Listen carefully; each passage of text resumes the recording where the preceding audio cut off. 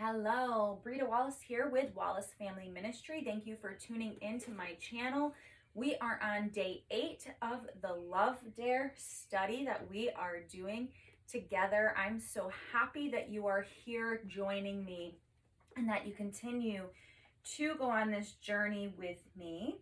If you haven't gotten your books, make sure you go ahead and do that because you get to have these really awesome pages back here where you get to write in the answers to the questions that are here. If they're on audio, make sure you grab a notebook so you can participate. And those are really great to look back on and say, hey, this is something that I did for my spouse, and this is how they reacted, and this is where we are now. We're still having that, we're allowing these books to change us, and we're acting in love. There is fruit there, and we get to see it and we get to reflect on it, especially maybe we're going through a rut or a bad time or hard time in our marriage, and we get to look back and say, hey, when I was really practicing loving my spouse and really loving them in action, which is that's what we're supposed to be doing, and loving them unconditionally, there was so much fruit here, and we get to see it in the pages that we wrote down as we do this study. So it's so important that we are answering those questions, doing the dares, and then being able to reflect back and seeing the fruit of our labor, okay? Because it's not all for nothing. It's fruitful, right? So today we are talking about jealousy. Love is not jealous.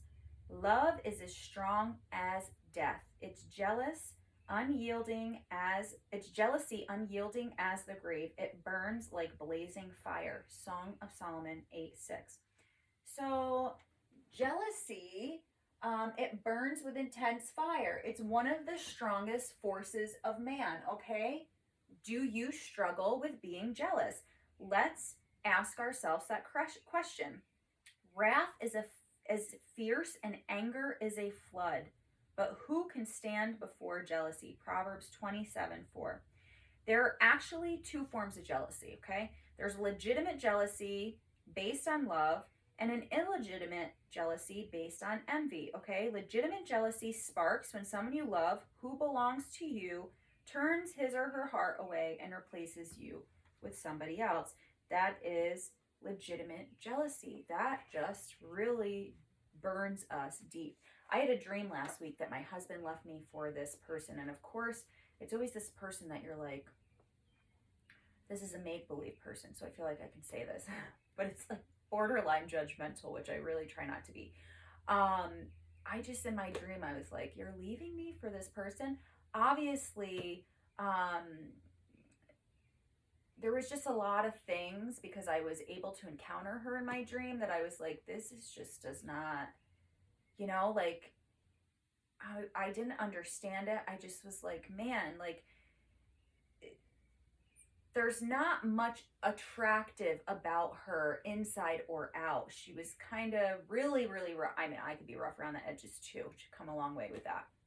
But I still can be at times, and really rough around the edges, not very classy, not just kind of very obnoxious, not very attractive.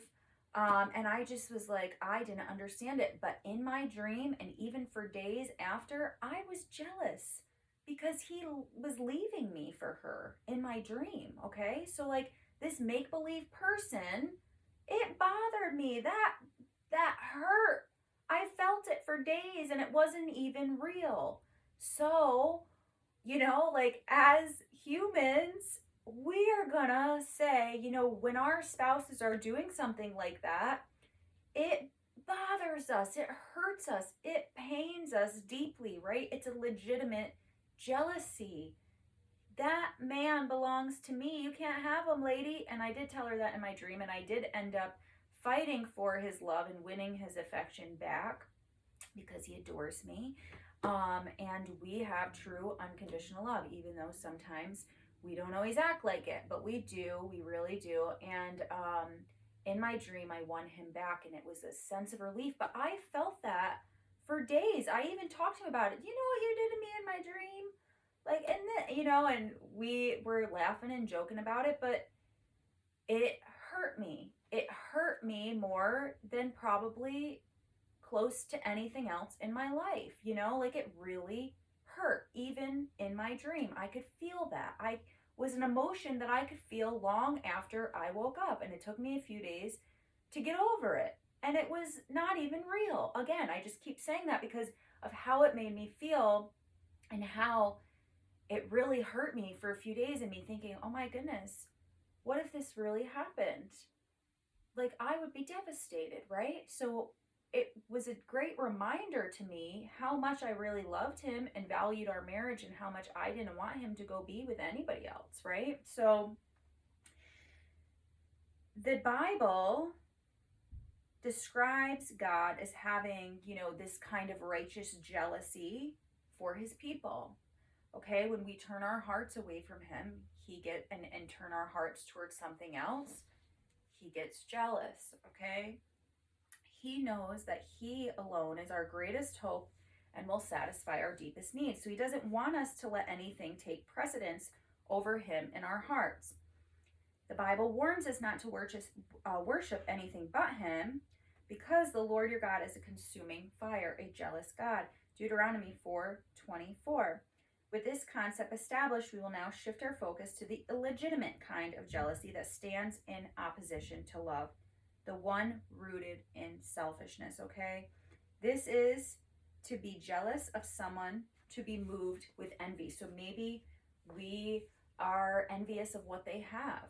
Maybe we're envious of our friend's marriage, but we're not putting anything into our marriage to make it better. We're just focusing on all the negatives of our marriage, and we are really jealous that we don't have a marriage and a love like our friend's marriage. Well, we could.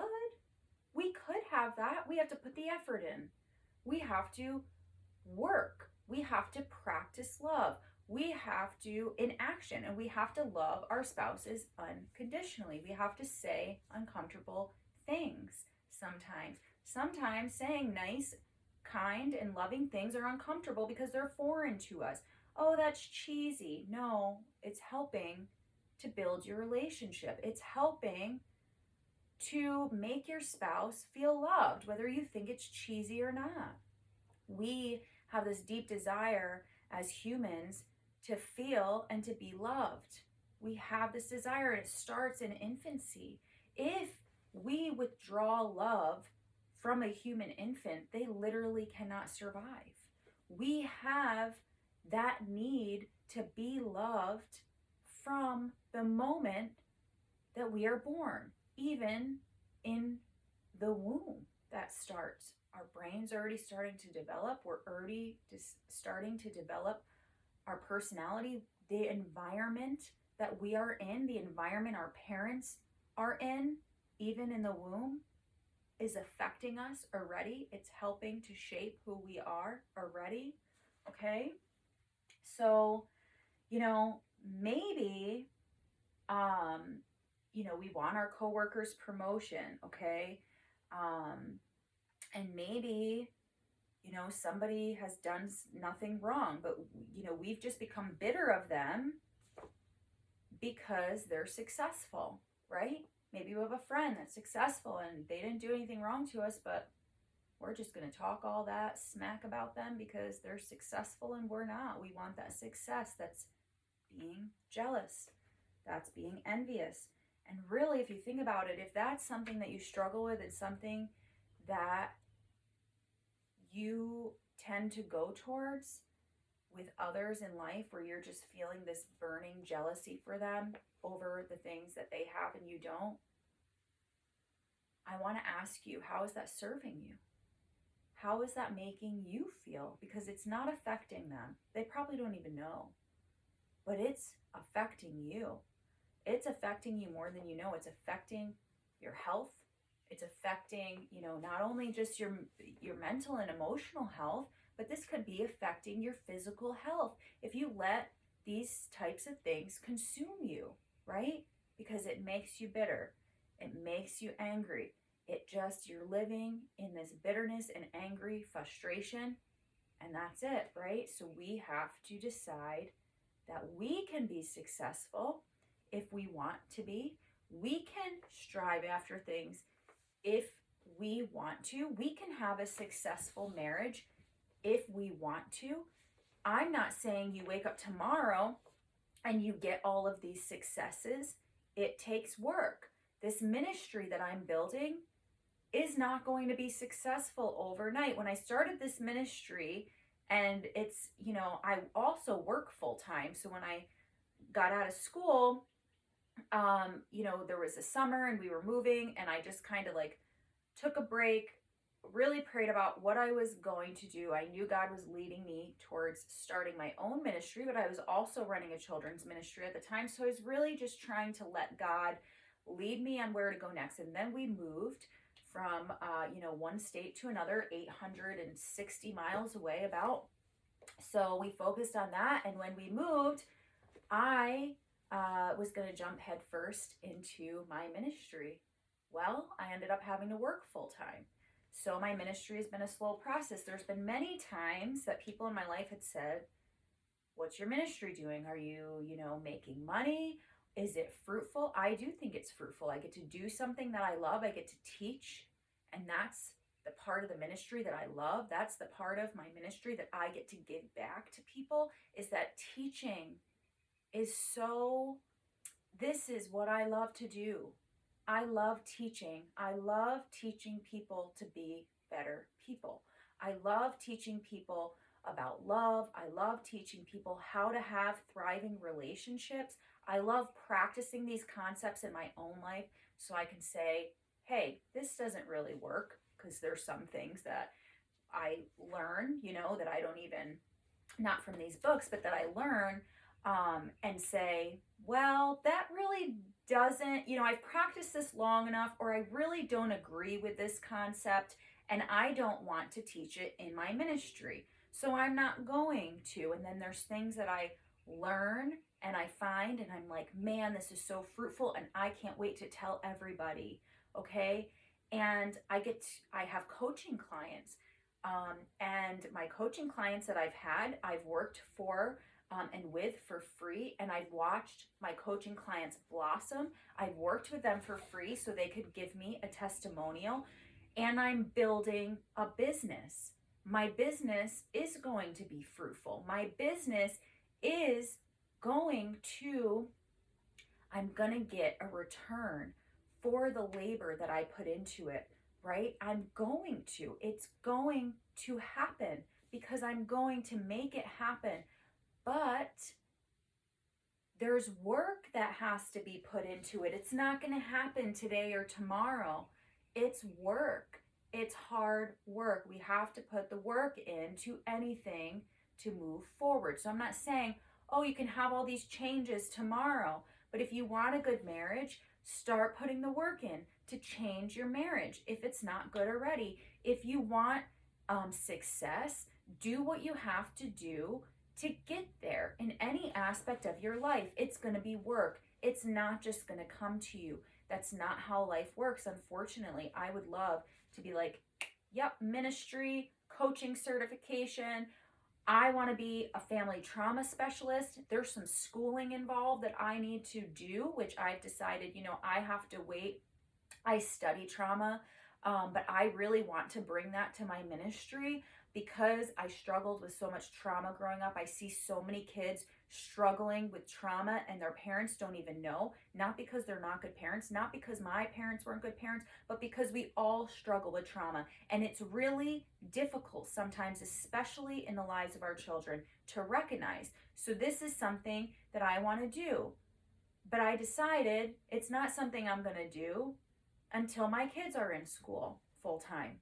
Till both of my children are in school, and then I'm going to go back to school, and I'm going to do the next phase of schooling for me, so I can add that service onto my ministry.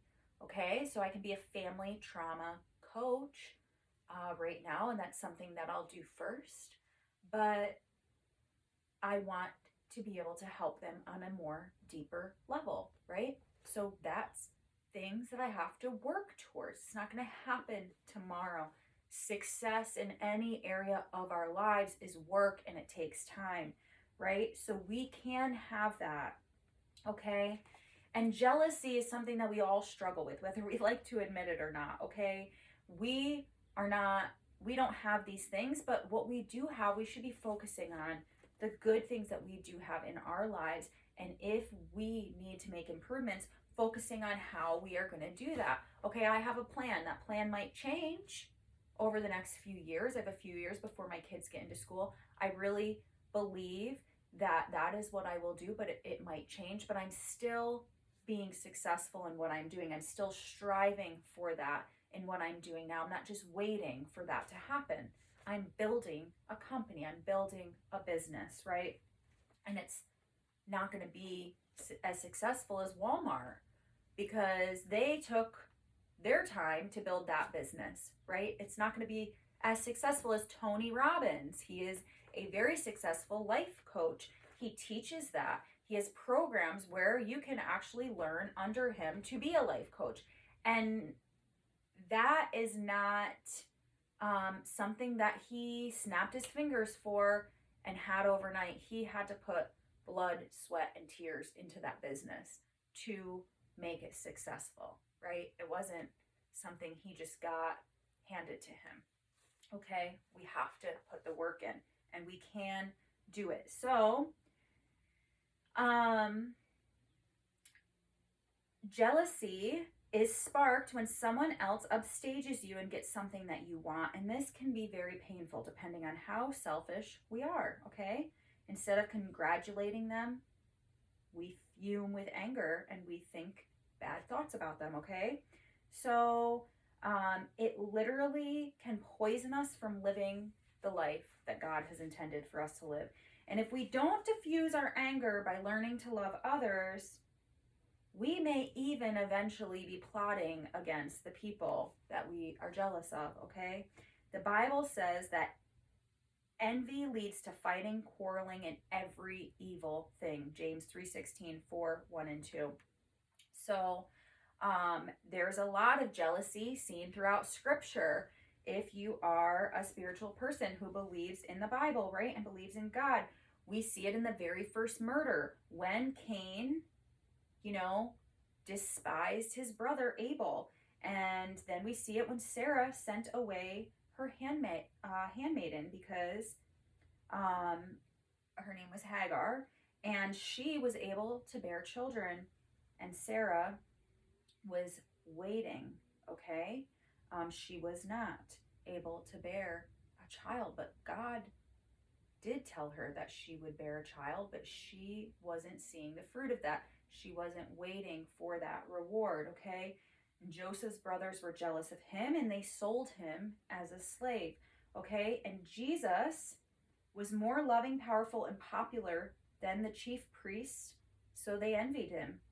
And they ended up killing him. They actually plotted his betrayal and crucifixion because they were jealous of him, okay?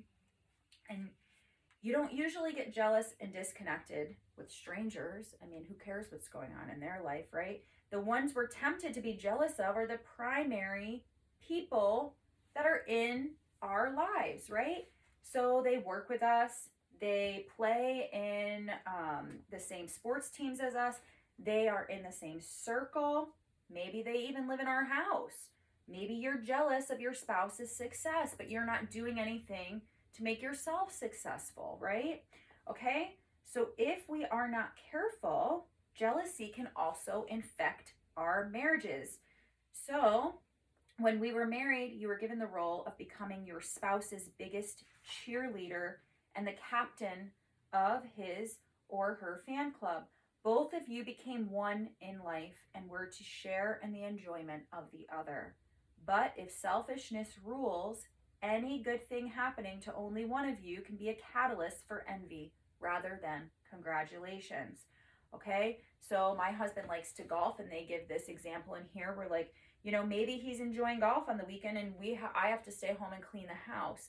Well, maybe I never get jealous of him playing golf. He actually doesn't get to play enough just because golf is expensive and we have two little kids. And for a long time, we had one income, and it used to be something that he was in a league before, we had children and had all these extra expenses. So when he does get to play golf, I get really excited for him. I really love that he gets to go do something he loves to do, especially because he just doesn't choose to always um, not that he doesn't choose to, but we don't have the money. And even there's sometimes where he sacrifices, being able to just go do something for himself on a weekend to spend time with his family. So when he gets to do that or he asks, I'm like, yeah, absolutely. I mean, obviously, unless we have something big going on that we're not supposed to, that we are already committed to, then I want him to honor his commitment. But I get excited when he gets to go do that. A few weeks ago, he asked me if he could go play softball in his old softball league, if I minded, and it's not that he has to ask permission, but we just have a sort of relationship where, like, hey, do you mind if I go and do this? And every single time on both of our parts, sometimes we have to talk through it and say, like this is going on, or we have this going on, and maybe it's not important. Maybe it's not something, a commitment. Maybe some things have to be shuffled around sometimes, and we have to talk about that. That's why we bring it to each other, because we want to make sure that the other, like, okay, do we have something going on? And maybe we have to shuffle things around, or maybe we just have to make sure, and it's respectful to just say, hey, do you mind if I go and do this? I would really like to go do this tonight. And I was like super excited for him to go play softball. I was like, man, that's like, he wasn't home until after midnight. It was a night game. I was like, man, that's going to be like late driving for you, because it's an hour and a half away. But he didn't even care. He was just so excited to go play with the team he played on for a few years and really enjoyed doing. And I was excited for him to do that. I wasn't jealous that he went to do that. I think I would have been jealous if I didn't get to go to sleep. I'm like, I don't care. Like, I'm gonna go to sleep. If I had to stay up and you're out until past midnight and have to stay up and wait for you, then I might be like, a little jealous you're taking away my sleep. But he didn't ask me to do that. He didn't expect me to do that. He got to go play his game. He came home safe and everybody was happy, right? So we become one in life with our spouses. We should share in their enjoyment. We should be happy for them, right? But if selfishness rules, again, we are not going to congratulate them or be happy for them. We are going to be envious of them. But because love is not selfish and puts others first, it refuses to let jealousy in. It leads you to celebrate the successes of your spouse rather than resenting them. A loving husband doesn't mind his wife being better at something, having more fun, or getting more applause. He sees her as completing him, not competing with him. When he receives praise, he publicly thanks her for support and aiding his own success. He refuses to brag in such a way that may cause her to resent him. A loving wife will be the first to cheer for her man when he wins. She does not compare her weaknesses to his strengths. She throws a celebration, not a pity party. So it is time to let love, humility, and gratefulness destroy any jealousy that springs up in our hearts. It's time to let your mate's successes draw you closer together and give you greater opportunities to start the music and throw the confetti. Okay, so today's dare is determined to become your spouse's biggest fan and to reject any thoughts of jealousy, okay? To help you set your heart on your spouse and focus on their achievements. Take yesterday's list of negative attributes and discreetly burn it.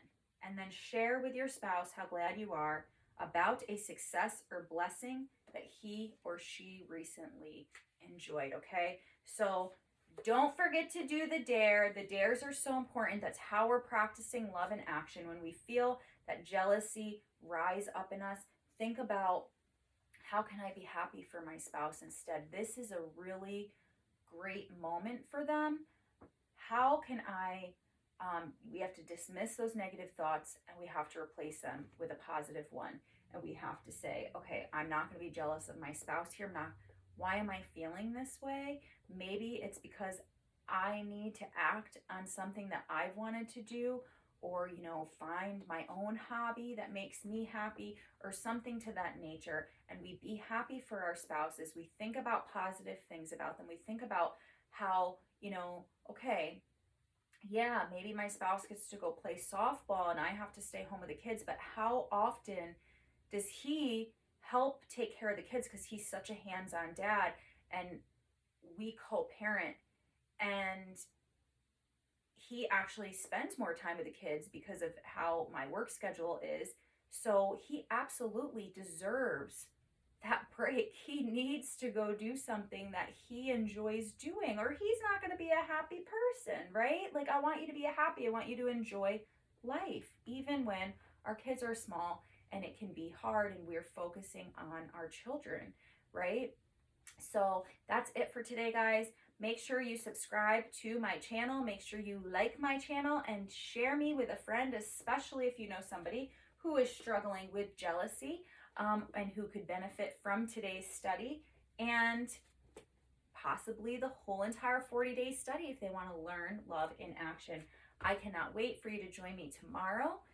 Take care and God bless.